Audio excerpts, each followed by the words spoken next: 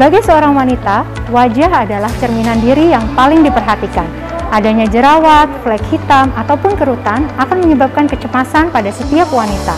Oleh sebab itu, mari kita personalize our skin bersama dengan Dr. Dedianto Hidayat, spesialis kulit dan kelamin. Halo keluarga sehat, selamat datang kembali ke acara Sekilas Sehat bersama saya, host hari ini, Dr. Niputu Indra Dewi Mars. Hari ini, karena dari kemarin kita sudah cukup banyak membahas tentang hal-hal yang sangat dikhawatirkan oleh keluarga sehat, maka pada hari ini sekaligus spesial kita menyambut Hari Wanita Internasional yang jatuh tepat pada tanggal 8 Maret 2022 yang lalu. Hari ini kita hadirkan dokter kulit terkece selombok, Dr. Dedianto Hidayat, spesialis kulit dan kelamin. Selamat datang dokter di acara Sekilas Sehat Rumah Sakit Harapan Keluarga. Terima kasih Dr. Dewi undangannya. Sehat. Makin glowing aja saya lihat nih dok. Terima kasih. Kalau kita bicara soal glowing nih dok, sepertinya udah hal yang lumrah ya untuk tahun-tahun 2005, 2006 ke atas itu para wanita mulai memperhatikan tidak hanya kesehatan tubuhnya melainkan kesehatan kulitnya.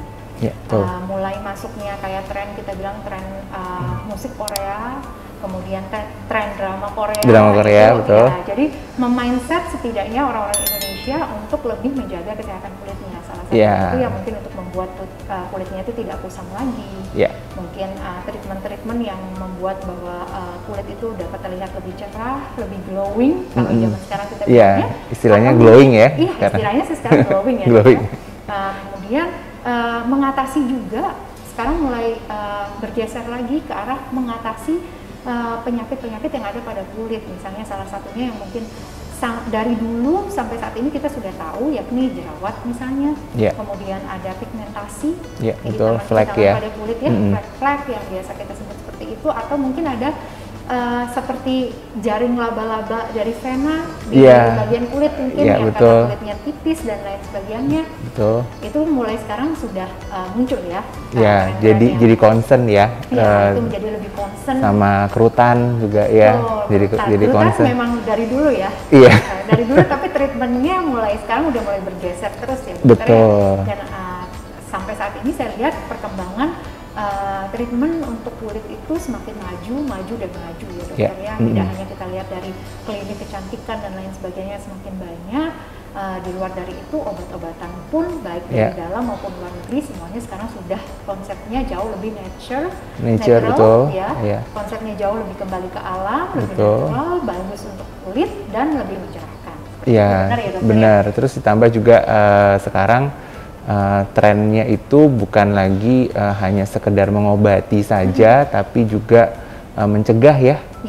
Jadi kedokteran preventif atau yang pencegahan itu sudah mulai diminati ya. Jadi sudah mulai diminati karena kan penyakit-penyakit yang berkembang sekarang ini kan lebih banyak ke faktor lifestyle gaya hidup ya. Salah satunya kalau di kulit itu ya jerawat terus flek, belum lagi kerutan ya. Kita aktivitasnya juga apalagi di era-era pandemi sekarang ya, pandemi yang menuju ke endemi ya. Semoga sih cepat aja. Betul. Nah, oleh sebab itu keluarga sehat pada hari ini kita akan membahas secara detail mengenai masih anxiety sampai saat ini karena jerawat, masih butuh perawatan untuk jerawat terutama di masa endemi saat ini. Nah, kita akan membahas itu secara lengkap pada hari ini.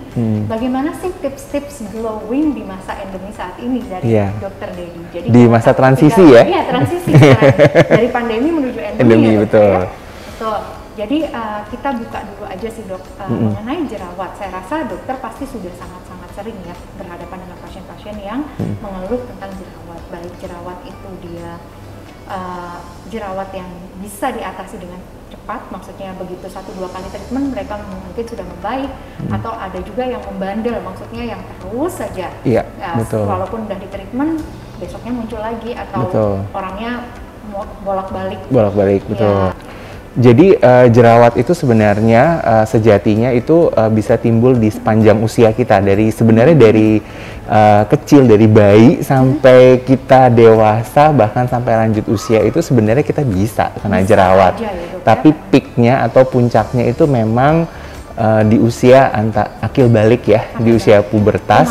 Remaja awal itu biasanya antara usia 9 sampai 10 tahun. Sekarang iya, sudah bergeser. Kalau dulu kan 14, 15 ya. Nah, sekarang tuh semakin masa-masa itu. Nah, iya.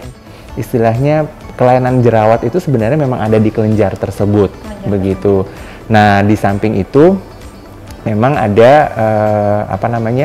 jerawat-jerawat yang menyerupai jerawat itu bisa timbul di bagian tubuh yang lain. Yang lain juga. Ya, itu biasanya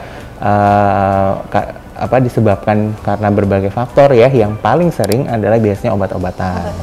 Nah. Oke, berarti kan di sini kita tahu bahwa tidak hanya di wajah, tapi termasuk di leher. Di leher, betul. Dada bagian atas sama punggung bagian. Iya, betul. Yang seringkali kita sebut sebagai jerawat itu. Betul. Nah, ini menarik dok. Tadi dokter sempat membahas mengenai kelainannya itu di kelenjarnya ya dokter ya. Kelenjar sebasea. Sebasea, betul. Kelenjar minyaknya. Itu yang menjadi masalahnya. Nah, pertanyaan saya sekarang dok, faktor apa saja sih sebenarnya yang dapat menimbulkan banyaknya jerawat pada seseorang, pengaruh banyak dan tidaknya? Karena setahu saya antara wanita maupun pria dua-duanya bisa jerawatan. Iya, bisa. Cuma tergantung nanti balik lagi ke orangnya ya. Iya. Apakah dia rutin untuk dapat merawat mukanya atau jerawatnya atau tidak. Tapi kan laki atau perempuan bisa. Bisa dan sebenarnya sama ya, hampir mirip gitu ya, hampir mirip ya. Jadi cuman beda di nanti peak usianya.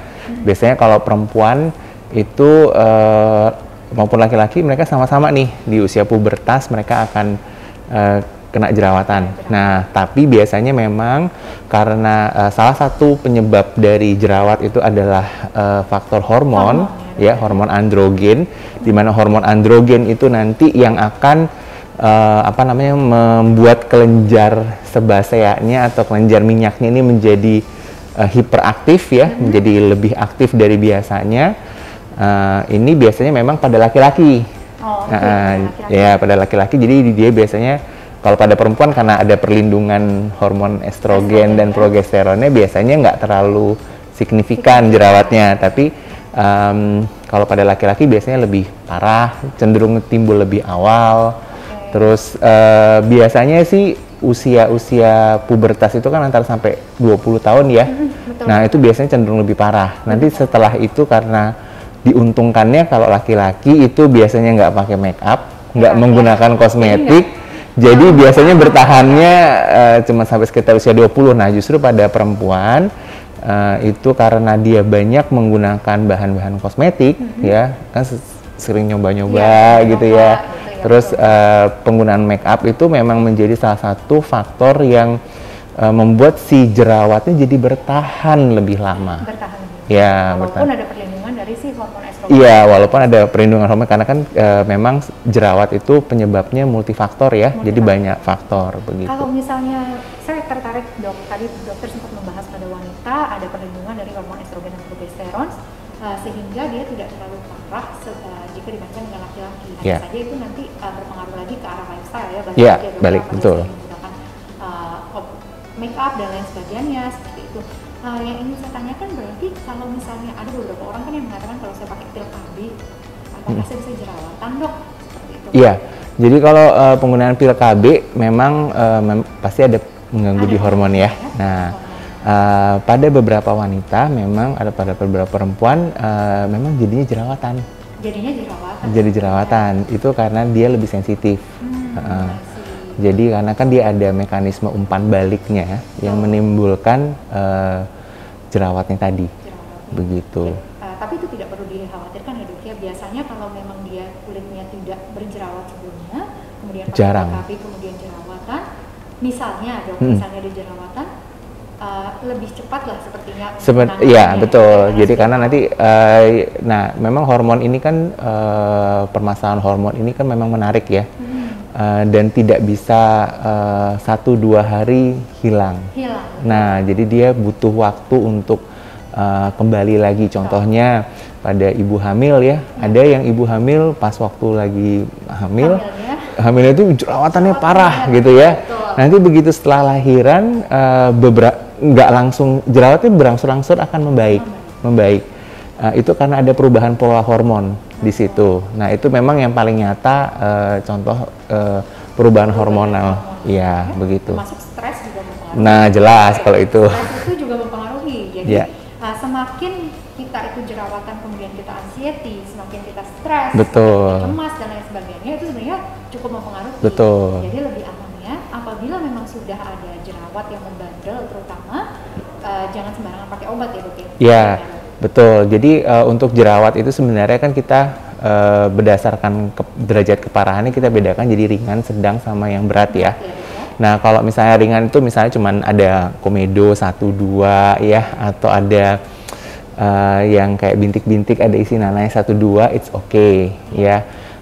Itu kita bisa menggunakan obat-obat yang ada di over the counter atau OTC yang kita bisa beli bebas ya. Nah, ya bisa dibeli ya. Tapi kalau misalnya udah bertambah banyak, terus nggak bisa teratasi dengan hanya penggunaan skincare, memang sebaiknya segera dibawa berobat. Gitu. Ya, berarti sebenarnya tips yang dari dokter itu adalah melihat terlebih dahulu derajat keparahan. Betul. Kita kan punya muka sendiri ya dok ya, wajah Ya. kita bisa menilai. Iya, sebenarnya enaknya kalau kulit itu kita bisa di awal-awal kita masih bisa menilai ya. Kita kan sering ngaca ya. Ya, betul kan, sering ngaca kan, sering ngaca. Tapi jangan terlalu sering. Oh Iya betul. Nanti kalau terlalu sering itu bisa anxiety loh. Ya kan, aduh kok jerawatnya 1, terus besok kok nambah 1 lagi. Aduh ini jerawatnya kok tambah banyak ya. Aduh ini mesti ngapain ya. Jadi jangan sering-sering ngaca itu. Jadi karena apa? Karena tambah dilihat, tambah kepikiran biasanya. Gitu. Jadi memang saya juga selalu berpesan kepada pasien-pasien saya yang jerawatan, jangan terlalu sering diperhatikan. Ya, jadi tipsnya itu ya. Jadi supaya mencegah anxiety, jangan terlalu sering diperhatikan jerawatnya. Diobatin iya, diperhatiin jangan terlalu gitu. Nggak akan berubah dalam 1 hari. Betul. Suatu hal itu nggak akan berubah dalam Betul. 1 hari. Jadi wanita sehat semuanya, tolong kita percaya saja bahwa diri kita itu cantik gitu ya. Betul, benar. Jangan terlalu sering untuk mengklaim diri cantik dengan berkaca sering. Iya. Tidak akan berubah dalam 1 hari. Betul. Apalagi jam. Ya, dok, ya? Iya. Baik. Itu menarik sekali dok. Saya menggeser sedikit nih tentang keadaan kita atau kondisi kita dari tahun 2019 sampai dengan saat ini. Kita itu masih pada kondisi pandemi yang syukurnya pada saat ini itu sudah mentransisikan ke arah yang benar. Saya ingin tahu sebenarnya pada masa-masa pandemi seperti ini itu apakah cukup mempengaruhi ya terhadap kondisi kulit seseorang? Contohnya sekarang kan kita mulai penggunaan masker, kemudian jarang keluar rumah, jarang ketemu matahari, jarang pula kalau kita bisa lihat beberapa orang menghindari total untuk keluar rumah atau ketemu orang lain. Betul. Social distancingnya betul-betul dipertahankan. Sebenarnya itu sangat berpengaruh nggak untuk kulit dok? Apakah dia mempengaruhi ke arah yang lebih baik? Misalnya karena kalau saya lihat masker itu cukup menutupi dari debu. Iya. Memperparah jerawat itu dengan banyaknya debu, jarang cuci muka, betul. dan lain sebagainya. Atau justru mempengaruhi sebaliknya dok? Jadi bagaimana ini dok? Nah kita luruskan ya. Jadi kalau misalnya jerawat karena debu, itu sebenarnya salah banget. Oh salah ya dok? Iya, jadi istilahnya ibaratnya dari 100 penyebab jerawat yang kita list gitu ya, debu itu nomor 99. Oh, berarti kecil sekali. Kecil sekali kemungkinannya debu itu untuk menjadi penyebab utama jerawat ya.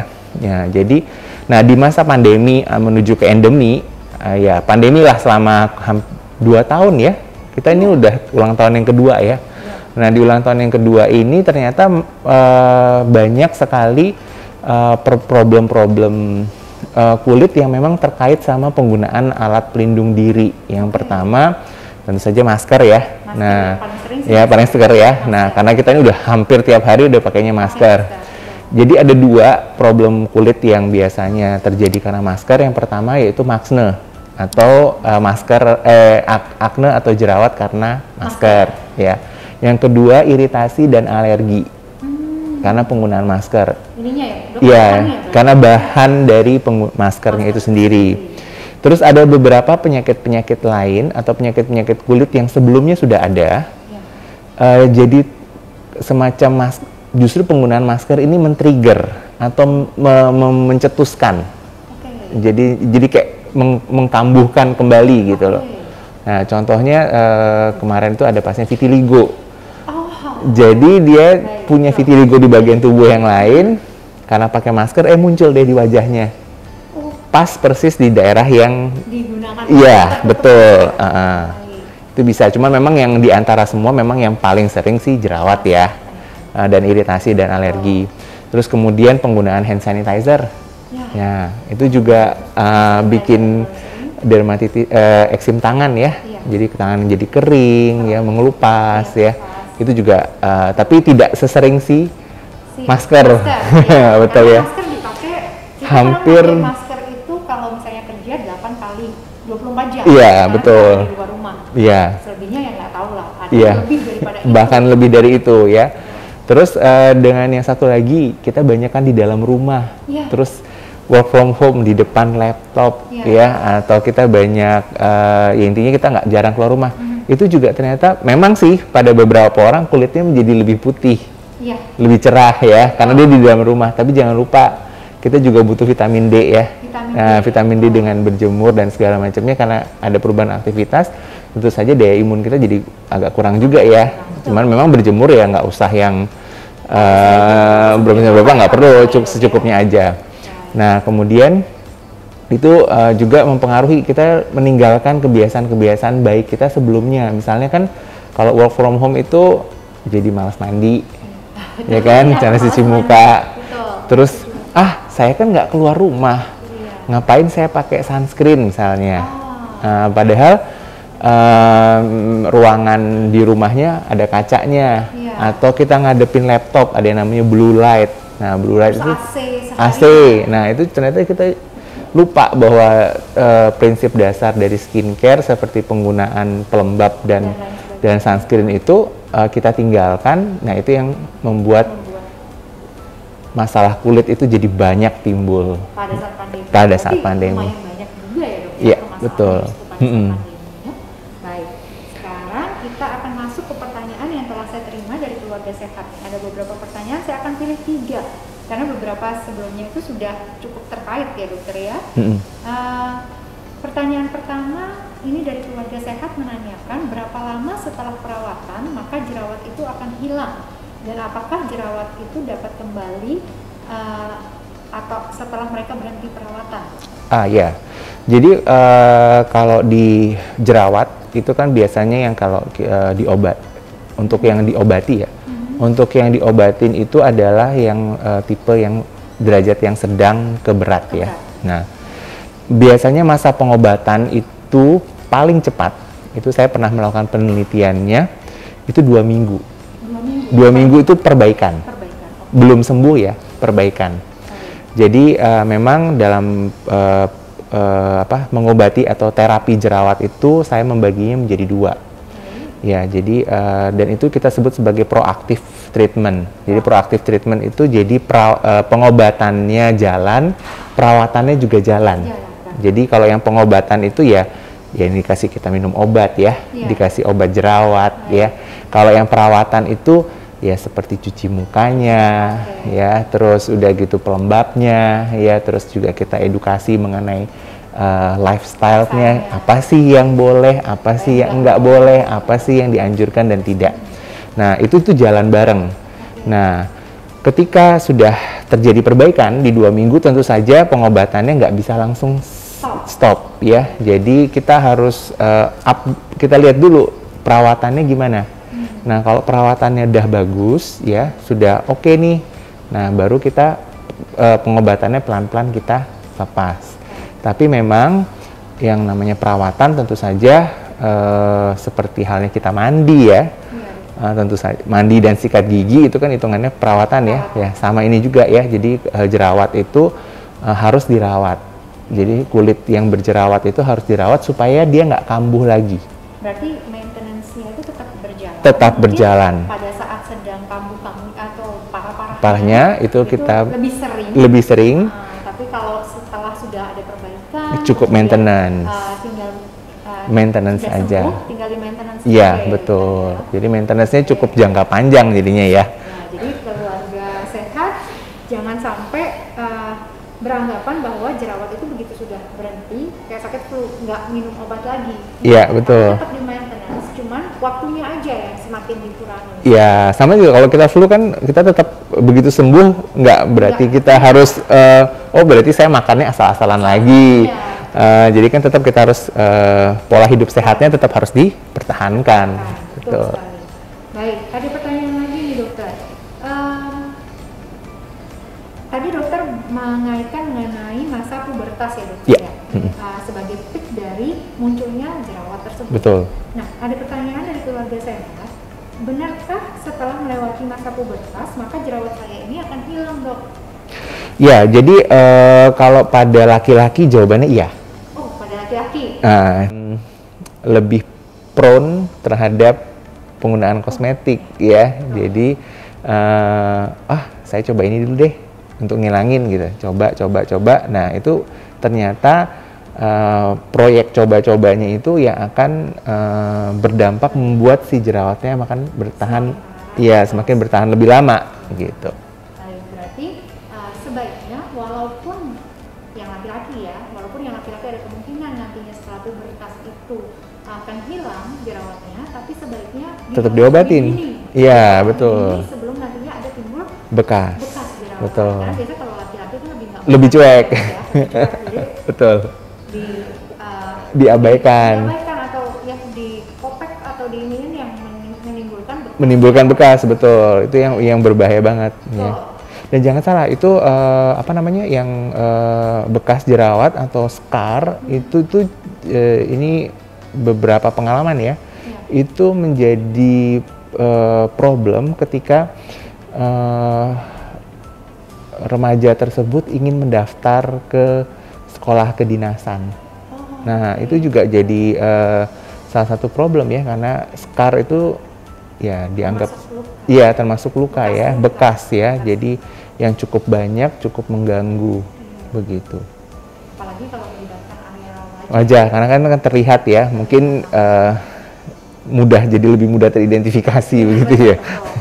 Jadi persiapan ya keluarga sehat untuk terutama remaja-remaja pria, jangan takut untuk ke dokter kulit dan mengkonsultasikan masalah jerawatnya. Betul. Zaman sekarang itu udah di tahun 2022 ya dokter ya. Iya. Sudah tidak ada lagi kesetaraan gender di mana saja ya. Iya, sama aja sih. Berarti hanya wanita yang boleh ke dokter objin, hanya wanita yang boleh pergi ke dokter kulit, nggak seperti itu. Nggak seperti itu. Tapi dokter kulit pun boleh dikunjungin oleh pria ya dokter. Iya, betul.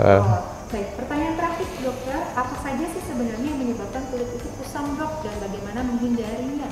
Ya, jadi yang pertama kalau untuk kulit kusam itu kan bertolak belakang dengan kulit glowing. Iya. Glowing itu kan sebenarnya pantulan cahaya ke kulit kita dan dia memantulkan kembali ya. Nah, itu memang salah satu dari ciri kulit sehat. Ya. Nah, apa yang menyebabkan cahaya itu tidak terpantul kembali? Nah, itu biasanya kita bilangnya kulitnya jadi kusam. Nah, yang pertama adalah faktor kebersihan, jelas ya. Faktor kebersihan wajah ya. Kita cuci mukanya mungkin jarang atau agak ngasal gitu ya, atau terlalu berlebihan justru ya. Jadi memang cuci muka itu yang idealnya antara 2 sampai 3 kali sehari ya. Saya juga baru 1 kali dok, nanti sore mungkin ya, pas setelah beraktivitas. Nah, terus yang kedua faktor yang kulitnya kering ya, kulitnya kering ya. Jadi di bawah AC sering ya betul. Jadi itu biasanya kita treatmentnya kita menggunakan pelembab ya. Betul. Atau yang ketiga, kulitnya justru terlalu berminyak banget ya. Terlalu berminyak banget, jadi kayak tertutup gitu ya ininya. Jadi pantulannya mungkin bukan pantulan glowing tapi pantulan minyak ya. Nah, itu juga tidak bagus ya. Kemudian yang keempat yaitu adanya problem di kulit kita sendiri. Problem. Jadi problem itu adalah misalnya flek ya, memang sudah ada flek di wajah, otomatis kan nggak bisa merefleksikan dengan baik ininya. Nah terus kemudian ada jerawat, jerawat ataupun ada kerutan atau bekas jerawat atau bopeng, itu akan menimbulkan tekstur di kulit kita menjadi tidak rata. Otomatis pantulan cahaya ke kulit kita ya tidak sempurna atau tidak terpantul dengan baik, otomatis akan terlihat lebih kusam. Dan ditambah misalnya kita kan salah satu tahap dari merawat kulit itu adalah kita eksfoliasi ya atau pengelupasan. Nah, pengelupasan itu biasanya kalau kulit kita normalnya, kulit wajah itu antara 24 sampai 28 hari baru terkelupas ganti kulitnya ya, itu memang secara alami. Nah, sayangnya bertambahnya usia itu tuh justru prosesnya akan semakin panjang. Nah, jadi makanya kadang-kadang kita membutuhkan pengelupasan tambahan ya dalam misalnya pada waktu penggunaan krim malam ya, atau misalnya pengelupasan fisik kita bisa scrub gitu ya, satu kali seminggu gitu ya. Itu bisa membantu untuk mempercepat atau menormalkan kembali itu pengelupasan alami tersebut. Otomatis dengan seperti itu kulit menjadi lebih glowing. Lebih cepat untuk glowingnya. Iya, betul. Oke, terima kasih banyak Dokter Dedi. Sama-sama. Mungkin yang terakhir dari saya Dokter, kira-kira tips-tips apa saja yang bisa Dokter share? Nggak banyak juga nggak apa-apa sih Dok. Yang penting saya ingin tahu tips apa untuk mengatasi jerawat dan bisa tetap glowing selama endemi ini berlangsung. Oke, jadi yang pertama untuk jerawat ya. Jadi kalau ada jerawat jelas harus diobatin ya. Ya, diobatin jerawatnya. Terus kemudian yang paling penting itu adalah jangan pernah mengkopek atau memanipulasi jerawatnya. Jangan dipencet-pencet ya, jangan dimainin, disentuh-sentuh, dipecahin sendiri gitu ya. Karena itu beresiko untuk bekas. Terus yang ketiga, jangan ngaca sering-sering. Jangan ngaca sering-sering.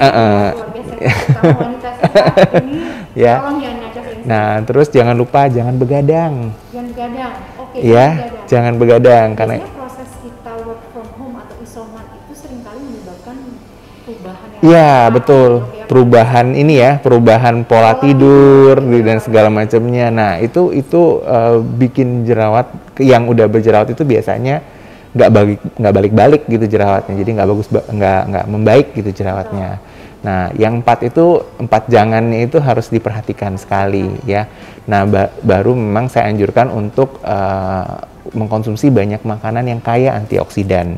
Contohnya seperti apa? Contohnya sayur, buah ya, yang berwarna terutama ya, seperti apel, stroberi, jeruk ya, anggur.